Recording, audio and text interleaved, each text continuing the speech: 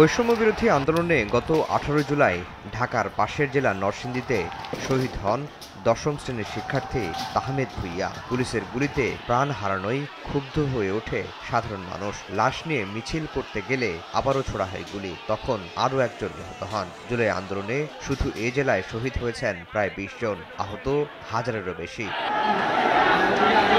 প্রসিকিউশনের তথ্য বলছে, পুলিশকে সরাসরি গুলি করার নির্দেশ দিয়েছিলেন নির্বাহী ম্যাজিস্ট্রেট সাইফুল ইসলাম। নরসিংদীর গণহত্যার মামলায় ওয়ারেন্টভুক্ত আসামি সাইফুলকে গ্রেফতার করে আদালতে হাজির করা হয়, পাঠানো হয় কারাগারে।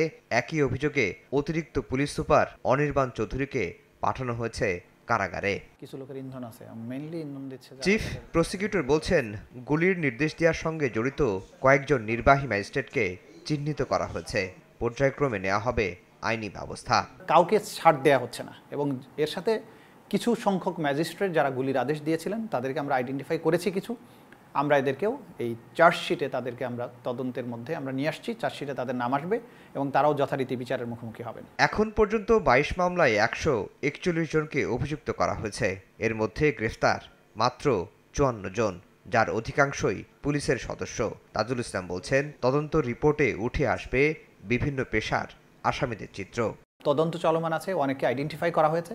যখন তদন্ত রিপোর্ট দাখিল হবে তখন বিভিন্ন পেশার যারা ছিলেন, বিভিন্ন বাহিনীর প্রত্যেকে কিন্তু আসবেন। শেখ হাসিনার মামলাসহ 5 মামলার আনুষ্ঠানিক অভিযোগ খুব শীঘ্রই দাখিল করে বিচার প্রক্রিয়া শুরু হবে বলে জানিয়েছে প্রসিকিউশন।